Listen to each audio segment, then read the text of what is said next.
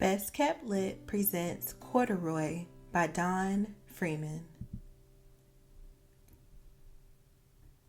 Corduroy is a bear who once lived in the toy department of a big store. Day after day, he waited with all the other animals and dolls for somebody to come along and take him home. The store was always filled with shoppers buying all sorts of things, but no one ever seemed to want a small bear in green overalls. Then one morning, a little girl stopped and looked straight into Corduroy's bright eyes. "Oh, Mommy," she said, "look, there's the very bear I've always wanted." "Not today, dear," her mother sighed. "I've spent too much already. Besides, he doesn't look new. He's lost the button to one of his shoulder straps." Corduroy watched them sadly as they walked away. "I didn't know I'd lost a button," he said to himself. "Tonight, I'll go and see if I can find it."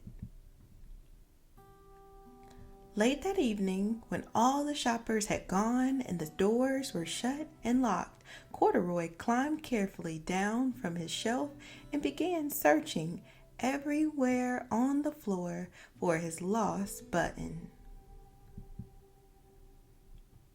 Suddenly, he felt the floor moving under him.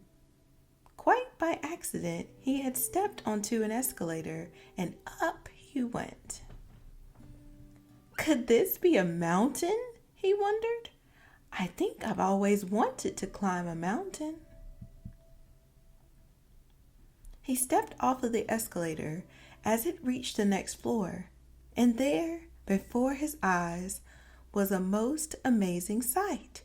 Tables and chairs and lamps and sofas and rows of beds.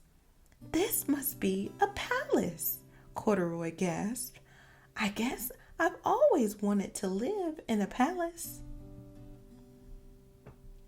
He wandered around admiring the furniture.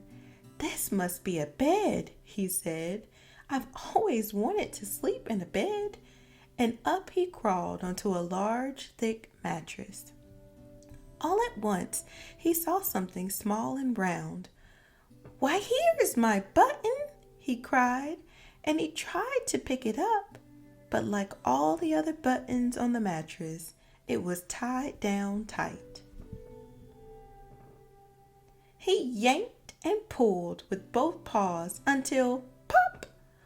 Off came the button, and off the mattress Corduroy toppled. Bang! Into a tall floor lamp. Over it fell with a crash. Corduroy didn't know it, but there was someone else awake in the store. The night watchman was going his rounds on the floor above. When he heard the crash, he came dashing down the escalator.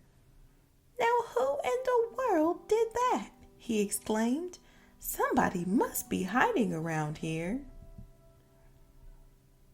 He flashed his light under and over sofas and beds until he came to the biggest bed of all. And there he saw two fuzzy brown ears sticking up from under the cover.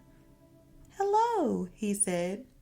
"How'd you get upstairs?" The watchman tucked Corduroy under his arm and carried him down the escalator and set him on the shelf in the toy department with the other animals and dolls. Corduroy was just waking up when the first customers came in to the store in the morning, and there, looking at him with a wide, warm smile, was the same little girl he'd seen only the day before. "I'm Lisa," she said, "and you're going to be my very own bear. Last night I counted what I've saved in my piggy bank, and my mother said I could bring you home." "Shall I put him in a box for you?" the saleslady asked. "Oh, no, thank you," Lisa answered, and she carried Corduroy home in her arms. She ran all the way up 4 flights of stairs into her family's apartment and straight to her own room.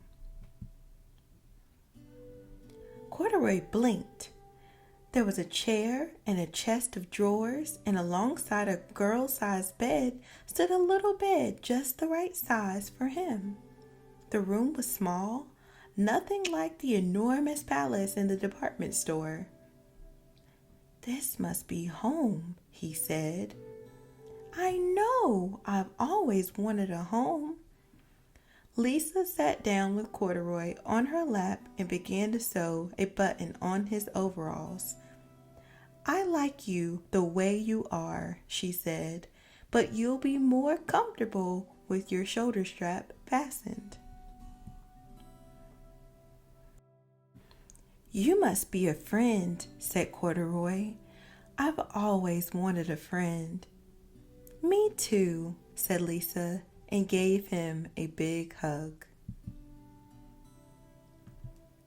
Thank you for tuning in to Best Kept Lit. The end. That was Corduroy by Don Freeman.